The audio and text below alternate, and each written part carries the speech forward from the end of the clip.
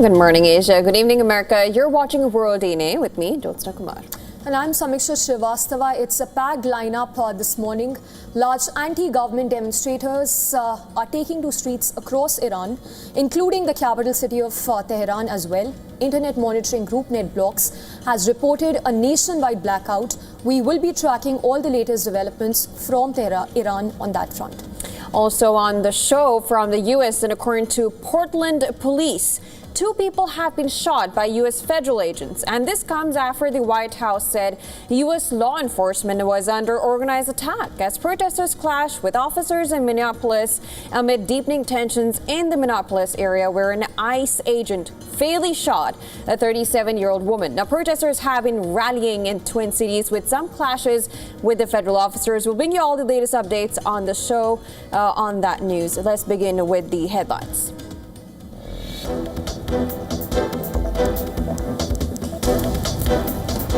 Mass anti-government protests sweep Iran, marking the largest demonstrations in nearly 2 weeks. As internet blackout is imposed, and exiled Prince Reza Pahlavi calls for protests for freedom.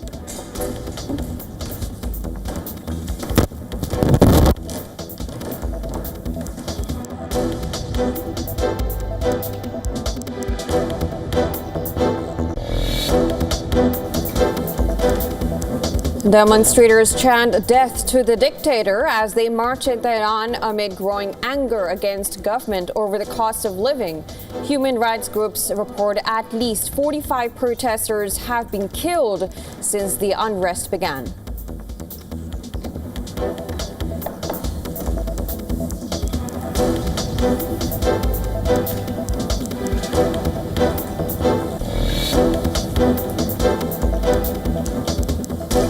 Donald Trump threatens Iran that U.S. would hit it hard. Protesters are killed amid demonstrations caused by economic crisis. Says Iran has a history of suppressing protests. Pledges strong response if it happens again.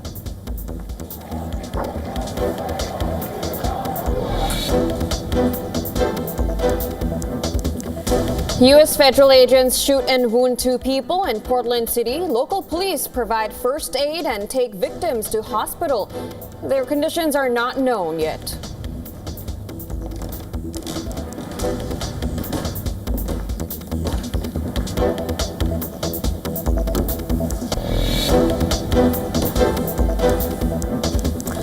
Protests erupt in Minneapolis after a woman is fatally shot by ICE agent. Federal officers use tear gas and pepper ball guns to control crowds. White House calls it organized attack on U.S. law enforcement.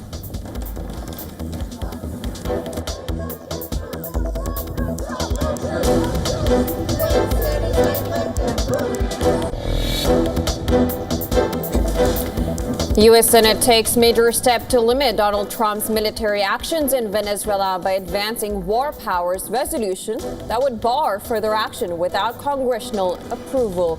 Trump calls Republican rebels stupid.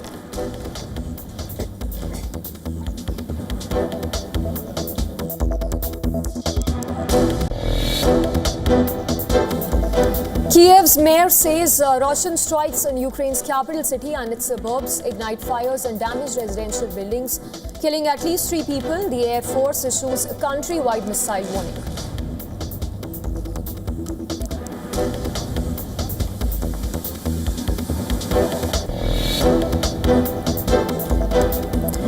Syria's defense ministry announces a ceasefire in several Aleppo neighborhoods after deadly clashes between government forces and Kurdish-led SDF fighters, killing at least 21 people.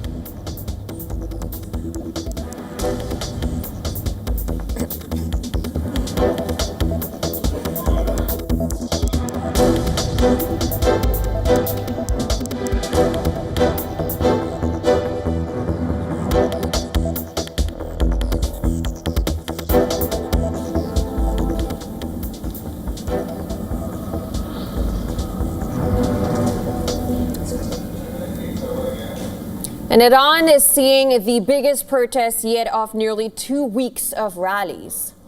The movement, which originated with a shutdown on the Tehran Bazaar on 28th of December after the real currency plunged to record lows, has now spread across the country and is being marked by large-scale demonstrations, including capital Tehran.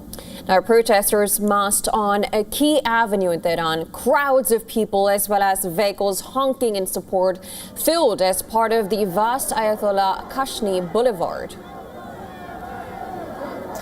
Persian language TV channels based outside Iran and other social media outlets posted images of significant protests in other cities as well, including Tabriz in the north and the holy city of Mashhad in the east.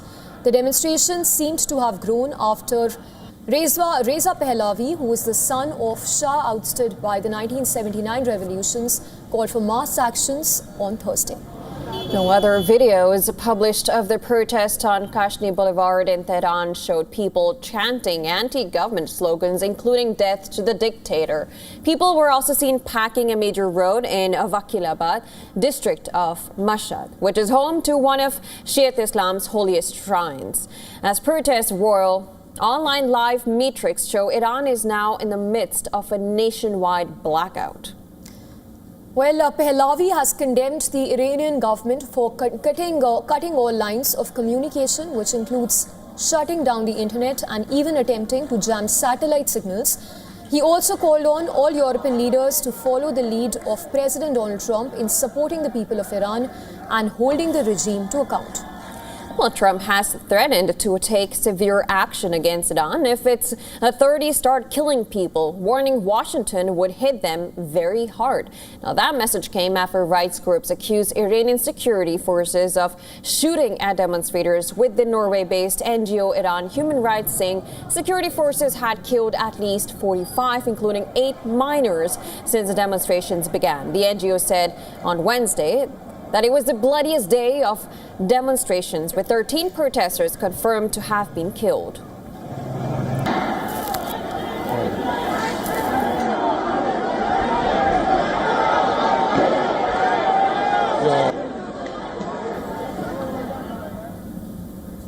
And to discuss furthermore the situation in Iran, we are now being joined by Jack Rush, researcher at the London School of Economics from Connecticut. Thank you so much for joining us on the broadcast.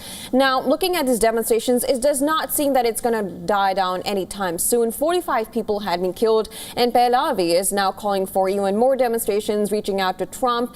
At this point of time, how do you analyze the situation and the upheaval in Iran, and how do you think it will go further? Well, it's undeniable that the protests in Iran are amassing a large amount of support from a broad swath of Iranian society, between bazaris, students, members of Iran's shrinking middle class, people who are frustrated with Iran's economic situation, political repression, corruption, and other issues. Because it's amassing this support, it's likely that Iran is going to enter a cycle of protests that is as large as what we saw in 2022. Now, it's unclear so far if the protests have reached that level, but with the demonstrations we've seen tonight, if that continues, it's likely that this will be the largest protest we've seen in a number of years. Yes, Jack, coming to the role of Reza Pahlavi here, how do you see this vis-a-vis the situation that's only been escalating over the last 2 weeks? How do you see him calling on the protesters to not step down when it comes to their protests, which have been happening for 13 days now? So Reza Pahlavi has been a very important voice in rallying Iranians within the diaspora and within his base of support in Iran. Reza Pahlavi obviously is not in Iran, so it's difficult for him to coordinate on the ground, but he's an important voice in drawing international attention to the situation in Iran. He's an important voice in seeking to encourage members of the regime to potentially defect and support the protesters. And for that reason, I think we should be listening to what he has to say, and it seems likely that the Trump administration will do so as well. I've heard reports that he's set to meet with Donald Trump in coming days. Now, it's unclear as to whether the United States will seek to support putting Reza Pahlavi on the throne. Reza Pahlavi himself has said that's not something that he would want. But even still, he remains an important voice, and it's likely that he will continue to be a central figure as the protests unfold, especially outside of Ukraine. And talking about that, Pahlavi, as you mentioned, has been calling on President Trump to reiterating the same thing. But considering the fact that, just recently the U.S. Senate had taken this major step to limit Donald Trump's military action in Venezuela, how do you think that influences, and how much leverage do you think Trump has into influencing his power on Iran? Well, Donald Trump has shown a willingness to engage in decisive action, as we saw earlier this year with strikes on Iran during the 12-day war with Israel, and as we saw recently with Maduro. So it appears likely that Donald Trump doesn't feel restrained by complaints from Congress, both within his party and from the Democratic Party. And if he sees it as in the interests of the United States and his administration, I think he could definitely take action in coming days. Right. Jack, just last question before we let you go, talking about the digital censorship across Iran in several of the cities across Iran. How do you view this? Do you think it can essentially help in cracking down on the protesters? Because these protests are just continuing and show no signs of abating at all. So Iran has seen a number of major large-scale protests over the last several decades. In all of those protests, there has been a degree of censorship and media blackouts that have led to or facilitated repressive crackdowns. So I think it's quite possible that we're seeing the same thing happening now, tonight, as we speak. It's also likely that the Islamic Republic sees censorship through media blackouts, through restricting access to the internet, to telephones, as an important part of its international diplomatic strategy as well. It's much more easy for the Islamic Republic to control the narrative if there are not alternative sources of information coming out of the country. And so we've already seen some misinformation regarding what is being chanted at the protests, what the protesters are seeking.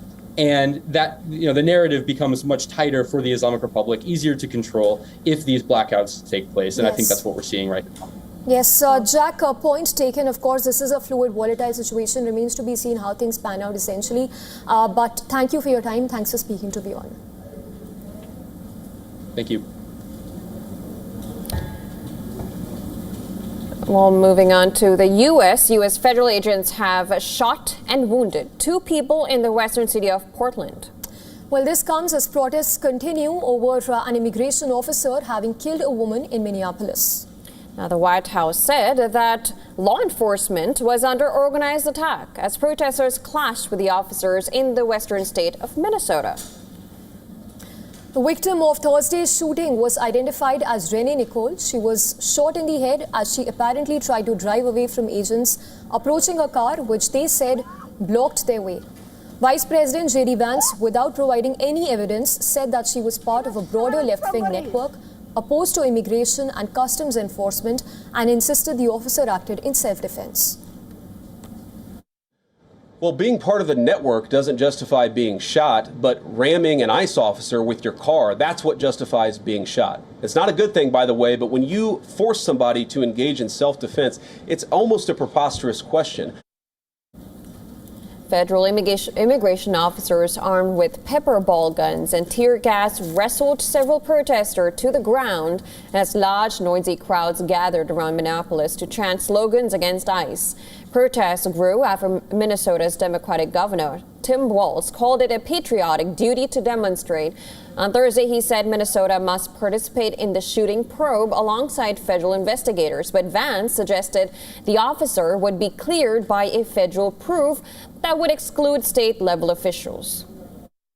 You have a federal law enforcement official engaging in federal law enforcement action. That's a federal issue. That guy is protected by absolute immunity. He was doing his job. The idea that Tim Walz and a bunch of radicals in Minneapolis are going to go after and make this guy's life miserable because he was doing the job that he was asked to do is preposterous.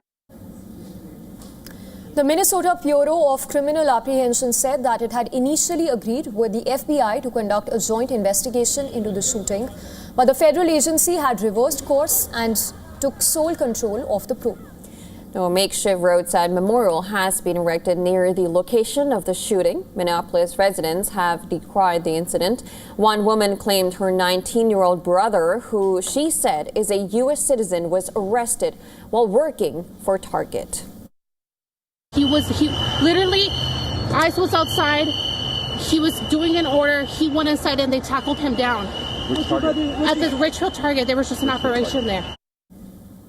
A man also from the neighborhood where the woman was shot said that the state of country has left him devastated and in disbelief. I'm just really upset that this is happening in America. We got people that are dying, that are dead. We got others that are getting kidnapped. They're going into places they shouldn't be. There's no plan. They're like completely out of control. Protests were seen across the country over the incident. In Los Angeles, faith leaders and community members gathered in front of the federal building to denounce the shooting. And for more on this, our correspondent Susan Tanani sent us this report from New York. Listen in. Authorities are now focusing on what comes next after the Minneapolis fatal shooting involving an ICE officer. Multiple investigations are underway, including a federal review of the officer's use of force and a separate state-level inquiry as officials work to establish not only a clear timetable, but also determine what happened and what led to that incident. Protests continue in Minneapolis, and those protests have spread to other cities, with demonstrators demanding greater oversight of federal immigration enforcement and accountability for the shooting. Others are asking where the line is between protest and interfering with federal law enforcement. Politically, the divide is sharpening, with Vice President J.D. Vance and other Republicans standing firmly behind ICE, arguing agents must be able to defend themselves while carrying out lawful duties. Democratic leaders are united in calling for transparency and also limits on ICE operations in their communities. As investigations proceed, immigration enforcement emerges as one of the most divisive issues shaping public opinion in the United States. Susan Tehrani reporting from New York for WION World is One.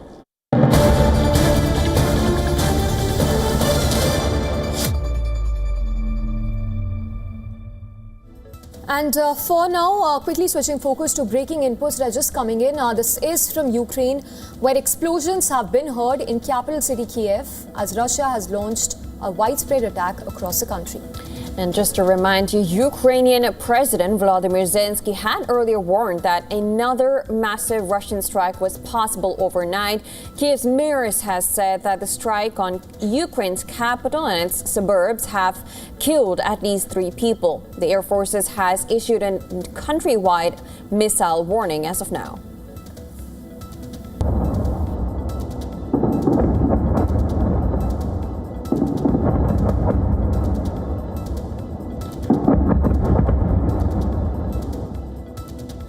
And now breaking news just coming in. Explosions have now been heard in Ukraine's capital, Kyiv, as Russia launched a widespread attack across the country. And earlier, Ukrainian President Volodymyr Zelensky had earlier warned that another massive Russian strike was possible overnight.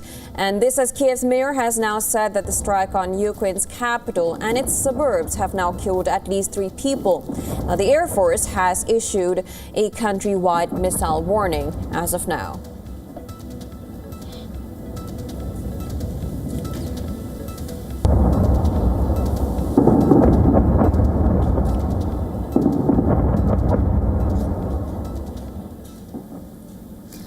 And for now, we switch focus back to news from the US, where the Senate has voted on a resolution to curb Trump's war powers.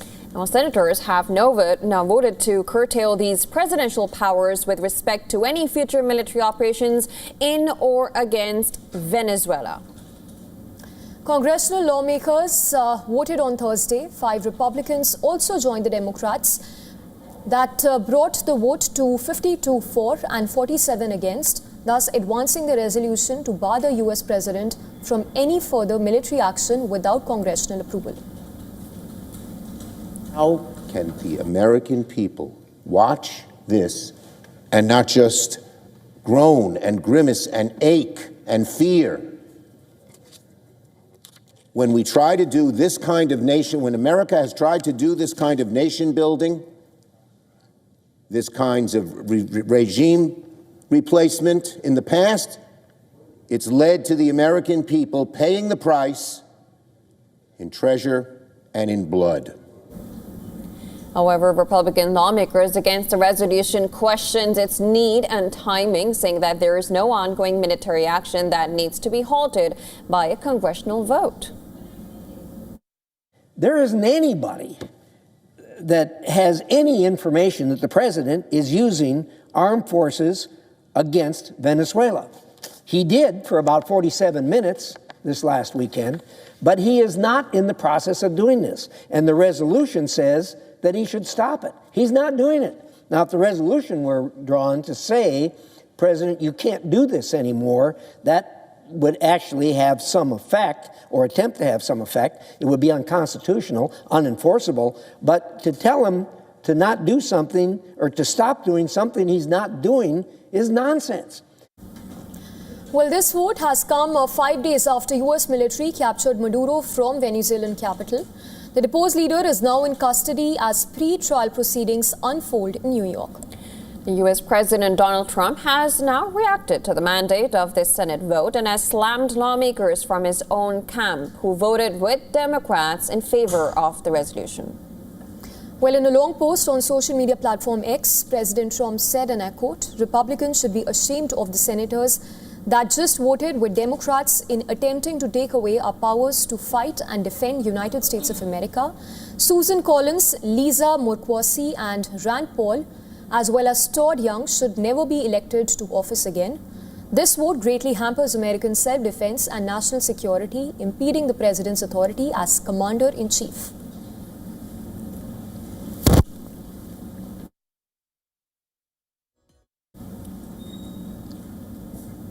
U.S. President Donald Trump is firming up his Greenland annexation bid slowly but surely.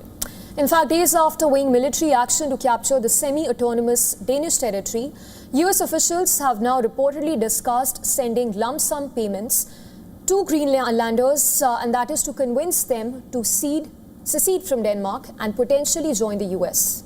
Well, in short, Trump is proposing to buy them out. Now, while the exact figures and logistics of these U.S. payments are unclear, according to Reuters report, the payment to Greenlanders could range somewhere from $10,000 to $100,000 per person. Now, such a strategy is not reportedly new. However, discussions around it have become more frequent and decisive in recent times. At a White House briefing, U.S. Vice President J.D. Vance asserted that European leaders should take Trump's interest in Greenland seriously, and this even as Denmark insists the world's largest island is not for sale. Greenland is really important, not just to America's missile defense, but to the world's missile defense. Number two, we know that there are hostile adversaries that have shown a lot of interest in that particular territory, that particular slice of the world. So what we're asking our European friends to do is to take the security of that landmass more seriously, because if they're not, the United States is going to have to do something about it. What that is, I'll leave that to the president. Now, previously, the European Union has discussed what a European response would look like if the U.S. threat on acquiring Greenland is real. Of course, the messages that we hear regarding Greenland are extremely concerning, and we have had discussions also among the Europeans. If this is a real threat, and if it is, then what would be our response? So, as Denmark has been a good ally for United States, and all these statements are not really helping the stability of the world, I would say. However, Trump remains committed to the NATO alliance even as discussions remain active about U.S. purchase of Greenland. In a recent interview to the NYT, Trump also reportedly said that his own morality was the only constraint on his power to order military actions around the world. His remarks come days after he launched an operation to topple Venezuelan leader Nicolas Maduro and threatened a host of other countries as well as Greenland. Just for context, Trump's renewed interest in acquiring Greenland from Denmark fits into a long-standing pattern in American history. From quiet discussions about the Civil War to a $100 million offer in wake of World War II, American leaders have repeatedly eyed Greenland as a strategic prize.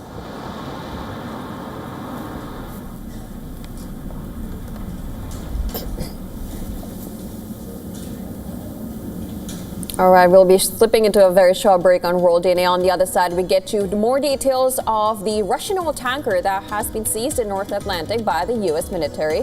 And according to reports, there were 3 Indians among the crew. We'll get you all the details on the other side.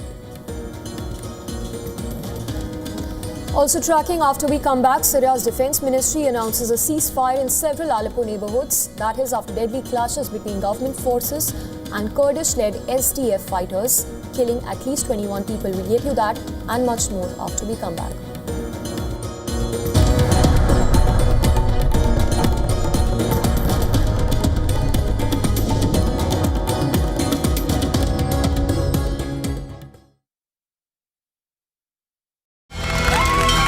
From the bustling trading floors of Wall Street to the vibrant exchanges of Asian stock markets, WION breaks it down for you to make sense of what's happening, as we reveal the key factors behind events, strategic battles, and the game-changing business decisions that shape the world. We bring you all of this and more on World Business Watch. WION, India's global voice, the channel that brings you the biggest stories from across the world through India's lens. Now available in more than 190 countries worldwide. Because we believe that the world is one. Watch us in Africa, Europe, USA and Canada, South America, Asia Pacific, Middle East and North African regions. Also available on these digital platforms across the world. WION. World is one. Rashtriya Swayamsevak Sangh. To some, it's an extreme ideology. To others, it's the very soul of India. To some, it's rebellion. To others, it's a principle of nation building. Coming soon to challenge perceptions in RSS centenary year, Kesariya at 100.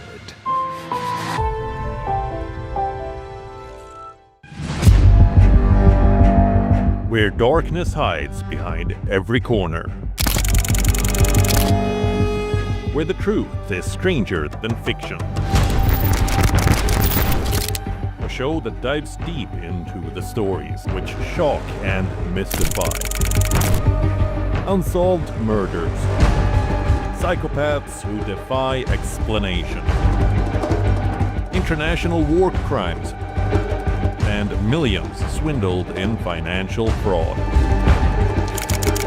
The victims, the accused, and the sinister plot. Crime is your front row seat to darkness.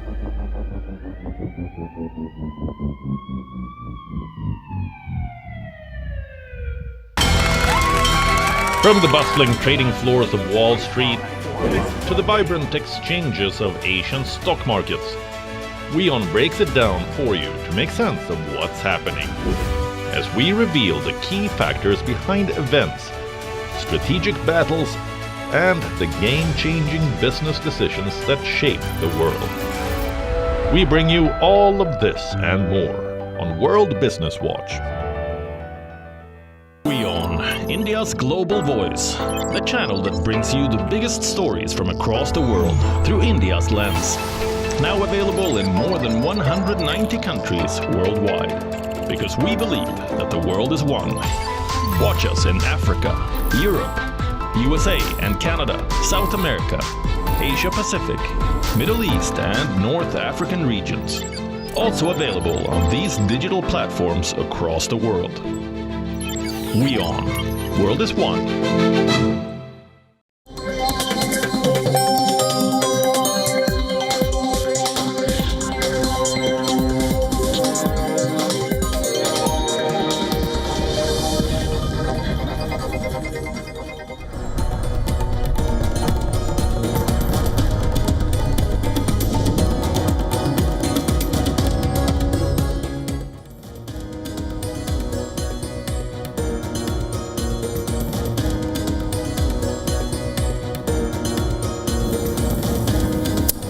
Thanks for staying tuned to WION. You're watching World DNA. Let's begin with the headlines.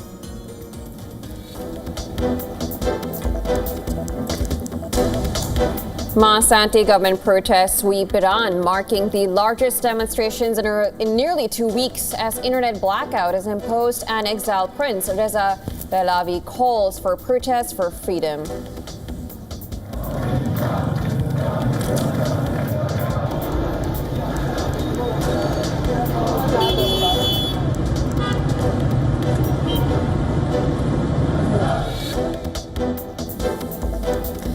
Demonstrators chant death to the dictator as they march in Tehran amid growing anger against government over the cost of living.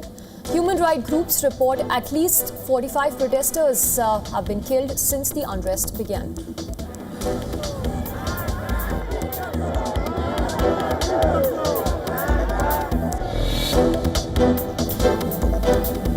Donald Trump threatens Iran that U.S. would hit it hard. If protesters are killed amid demonstrations caused by economic crisis, says Iran has a history of suppressing protests, vows strong response if it happens again.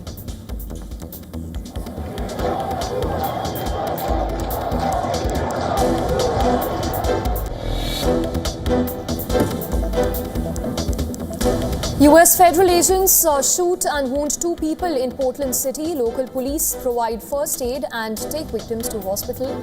The conditions are not yet known.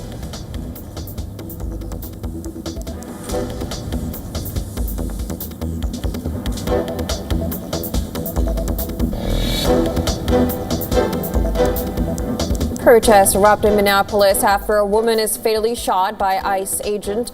Federal officers used tear gas and pepperball guns to control crowds. White House calls it organized attack on U.S. law enforcement.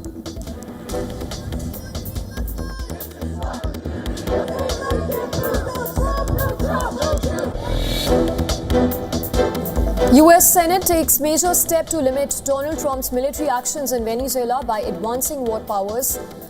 That would be a bar further action without congressional approval. Trump calls Republican rebels stupid.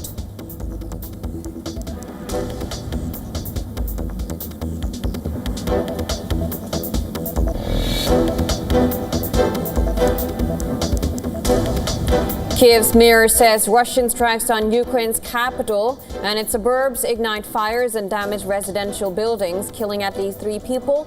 The Air Force issues a countrywide missile warning.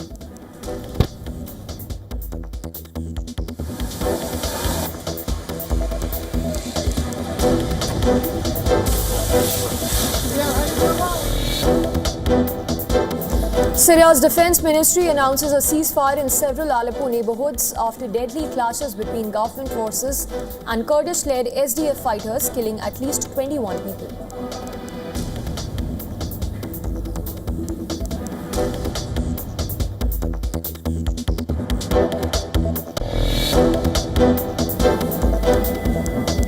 Gold market steadied as traders looked ahead to key U.S. jobs data for clues on potential Federal Reserve rate cuts, balancing a firmer dollar and broader economic signals that could influence monetary policy moves.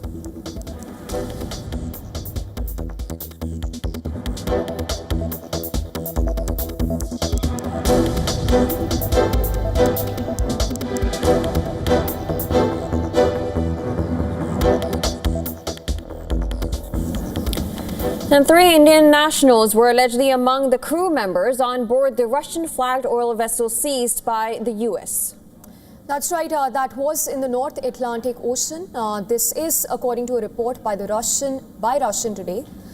Well, the Russian-flagged oil tanker, according to the report, had a crew of 28 members, including Russian, Ukrainian, as well as Georgian citizens. The US authorities have stated that they seized the tanker due to its alleged links to Venezuela. Now, the development follows the seizure of a Russian-flagged oil tanker, Marinera, formerly the Bella 1, by U.S. forces after weeks of pursuit by the U.S. Coast Guard warship after it allegedly evaded a U.S. blockade of sanctioned oil tankers near Venezuela for over a fortnight. Moscow was swift to respond, issuing a strong condemnation. It asserted that no country has the right to use force against vessels lawfully registered under another state's jurisdiction, particularly on the high seas. The seizure of the tanker also came days after U.S. military operation in Venezuela that led to the capture of the country's long-serving leader, Nicolas Maduro. Now, the U.S. confirmed on Wednesday that it seized 2 sanctioned oil tankers linked to Venezuela in the North Atlantic and the Caribbean. Now, one of them, merchant vessel Bella 1, was Russian-flagged and had changed its name to Marinera after fleeing the American blockade of Venezuela last month. The Southern Command further confirmed that M. Sofia, which was a Panama-flagged vessel, is under sanctions. It was described as a stateless sanctioned dark fleet motor tanker. Also, White House Press Secretary Caroline Leavitt described the tanker as Venezuelan shadow fleet vessel deemed stateless after flying a false flag, and even cited that it had a judicial order against it. The UK has stated that it provided support to the US in seizing Bella 1. According to UK Defence Secretary, the country's involvement in the vessel seizure was in compliance with the international law.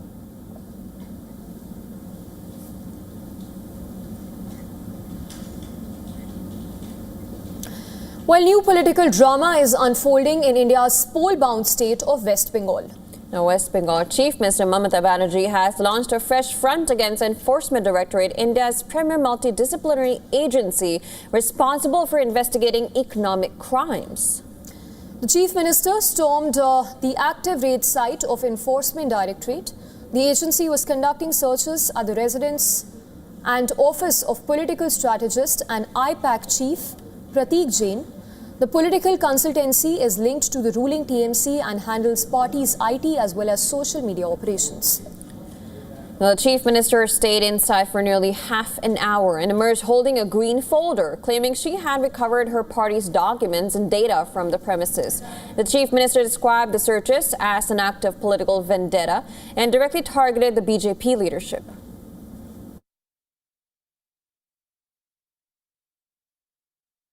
I'm sorry, Mr. Amit Shah and Mr. Prime Minister.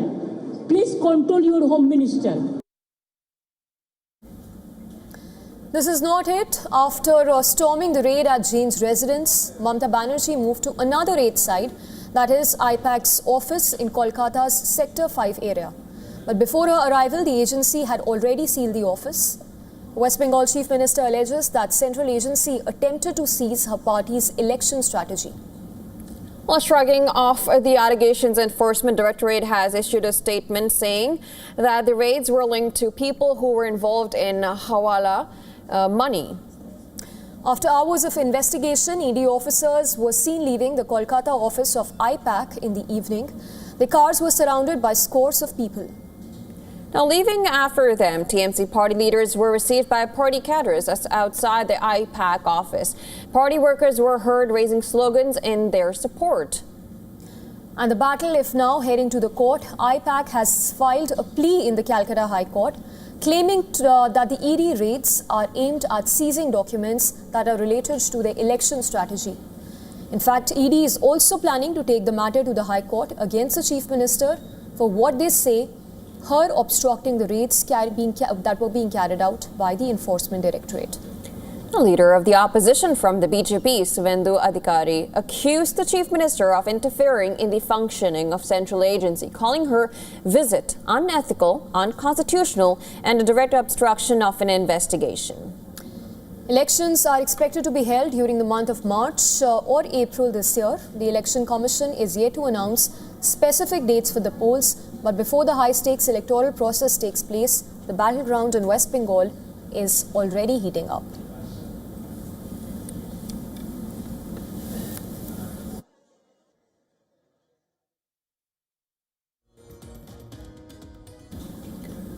And thousands of lives have been ruined after being robbed of their hard-earned money in fake romantic relationships. An exciting investment deals too orchestrated from scam compounds in Cambodia, which have now become a global menace. And the plot thickened with seizure of $15 billion in Bitcoin last year. And finally, the mastermind of the scam has now been brought to justice. It's Shen Ji, a billionaire businessman accused of spearheading a vast cryptocurrency scam, who was among 3 people arrested in Cambodia and extradited to China. This scam involved luring of trafficked workers to forced labor camps, where they defrauded victims across the globe.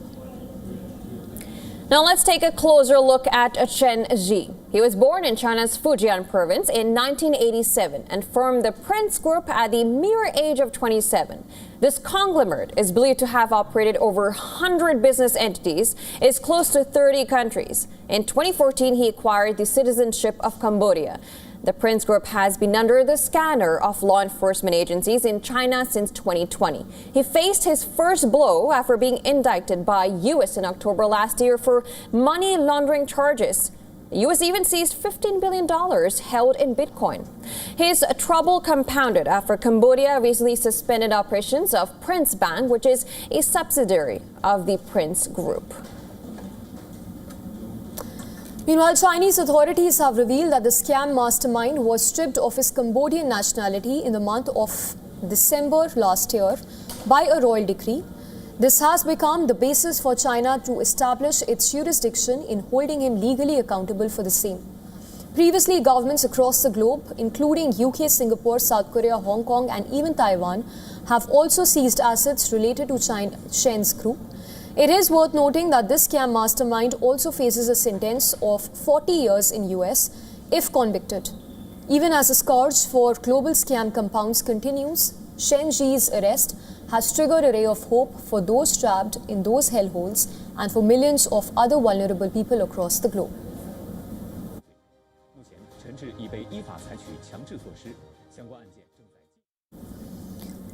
And shifting focus then, even as a search for Taiwan's F-16V pilot continues, the government has decided to ground its entire fleet of J-16 fighter jets for inspection. Now, the single-seater aircraft which departed from Hualien Air Base for a routine night training mission vanished from radar on about 7:30 p.m. local time on Tuesday. Now, the pilot is believed to have ejected off the island's eastern coast while a massive search operation was launched. The cold weather has raised concerns over the pilot's survival if he ejected into the water.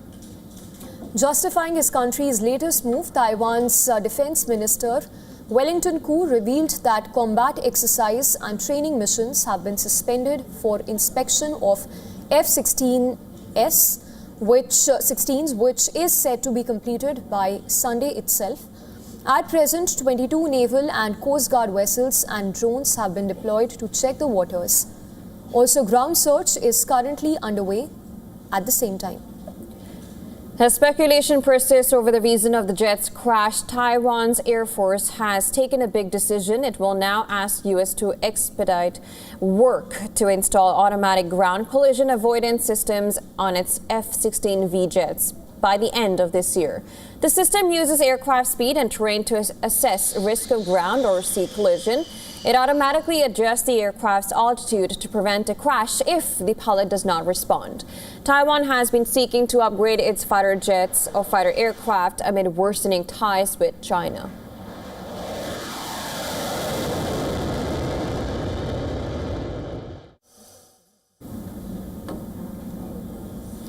And well, deep beneath our feet, a molten fury is churning. Earth's magnetic shield battles cosmic onslaughts, safeguarding life itself.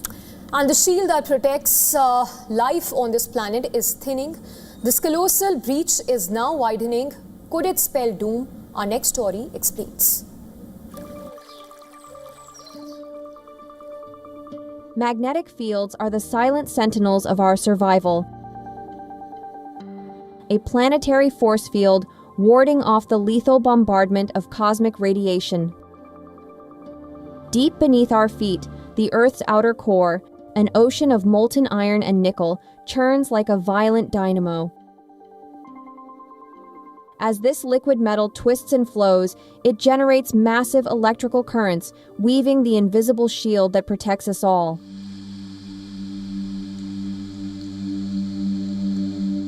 But now, scientists are watching something unsettling. The South Atlantic anomaly, a vast weak spot sprawling from South America to southern Africa, has ballooned nearly half the size of Europe. Satellites reveal it's weakening by 5% per decade, dipping to just a quarter of normal field strength. Particles from space now plunge deeper, zapping satellites and astronauts alike. These regions are exposed to increased levels of radiation, which can cause malfunctions, damage sensitive components, or even lead to temporary blackouts. The cause lies far below our feet. Uneven flows of molten iron and outer core appear to be distorting the magnetic field from within. Is this a sign of an impending magnetic pole reversal? Scientists say that it is not imminent. Such flips take thousands of years. For now, scientists say there is no cause for panic, but there is reason for attention because the planet's oldest shield is changing, and Earth is reminding us, protection is never permanent.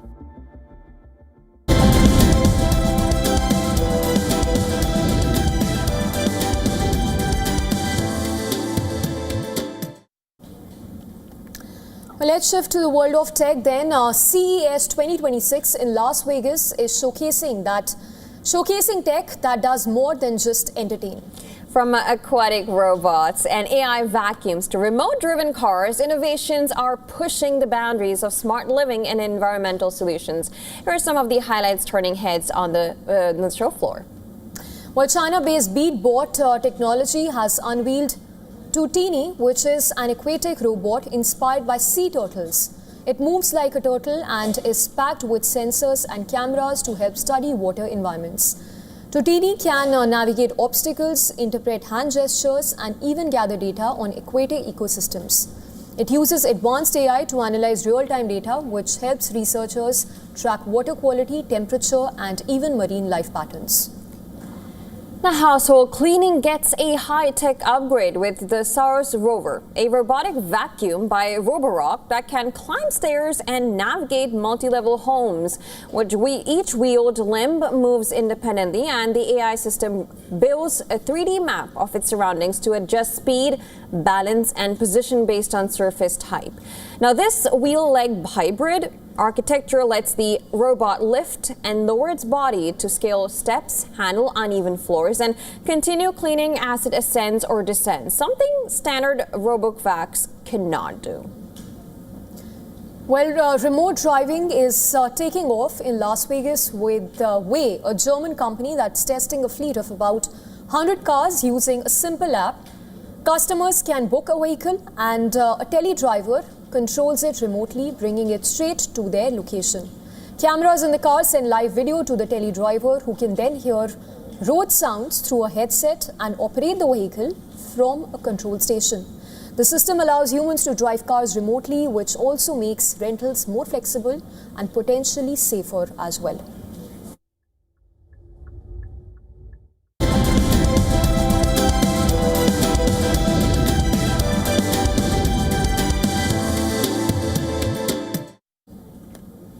Now, in October, the U.S. trade gap shrank to its lowest level since 2009, a year after the financial crisis. Well, that is largely due to a pullback in imports, especially of pharma preparations and even gold. Now, U.S. trade deficit for goods and services narrowed to $29.4 billion in October, a 39% decrease from the prior month. The report was delayed by over a month due to the record longest government shutdown. Reduced inbound shipments of medicines and non-monetary gold contributed to a 3.2% annual drop in imports. Pharma imports hit a new low not seen since July 2022. At the same time, the total value of U.S. exports increased by as much as 2.6%. The reason for a fall in pharma imports was precisely due to firms front-loading their purchases ahead of Trump's announcement of a 100% tariff. Those pharma tariffs were to kick in from 1st of October but were postponed. Companies were able to sidestep pharma tariffs in several cases by negotiating a deal with the Trump administration.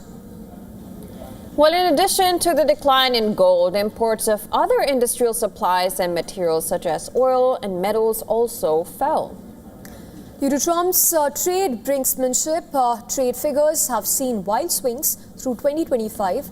The trade volatility has also affected the government's measure of economic activity. A regional breakdown showed that the goods trade shortfall with Ireland narrowed sharply. The deficits with Mexico and China widened, while the shortfall with Canada and India narrowed.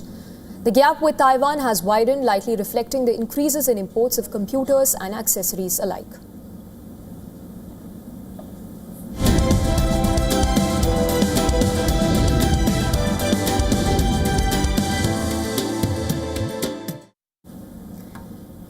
And let's move on to sports then. Amid backlash over a packed tennis calendar, its main tour organizer, the ATP, that has decided to reduce the number of obligatory tournament players.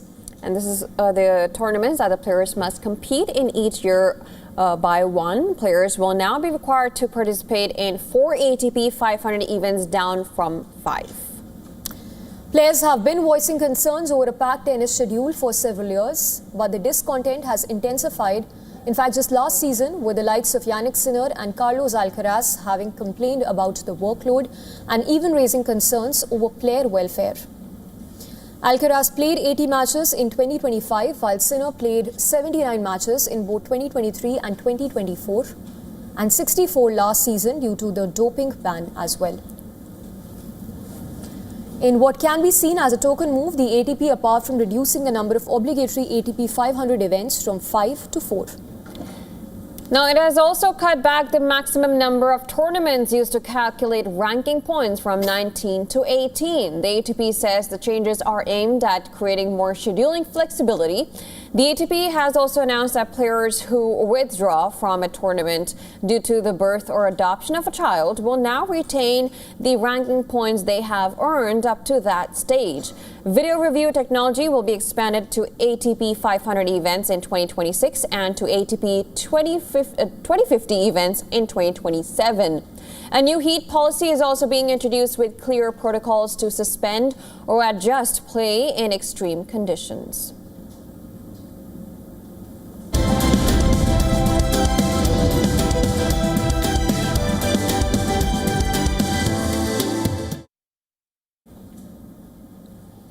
Now, the Indian Motion Picture Producers Association has formally appealed to the country's Prime Minister Narendra Modi to intervene in the unilateral ban on the Hindi spy thriller Dhurandhar across the UAE, Saudi Arabia, Kuwait, Qatar, Bahrain and Oman. In fact, in a letter also, it was shared with Information and Broadcasting Minister Ashwini Vaishnav and External Affairs Minister Dr. S. Shankar. The association described the restriction as an unnecessary suppression of freedom of expression. They emphasized that the film had already cleared India's Central Board of Film Certification and has since become one of the biggest commercial successes in Indian cinema history, reportedly crossing more than 1,200 crore rupees. Globally, that is nearly $140 million. The IMPPA highlighted that India maintains strong diplomatic ties with many of these friendly Gulf nations, hence the ban was unexpected. The association has urged the government to engage with Middle Eastern authorities to ensure that Indian cinematic exports are respected and that the ban is revoked to prevent further financial losses. Now, directed by Aditya Dhar and starring Ranveer Singh, Dhurandhar tells the story of a spy from India against the backdrop of real-world events like 26/11 attack and the Kandahar hijack. Now, much of the film is set in the Liari neighborhood of Karachi, and reports suggest that the ban stems from the movie's sensitive geopolitical themes and its perceived anti-terrorism stance.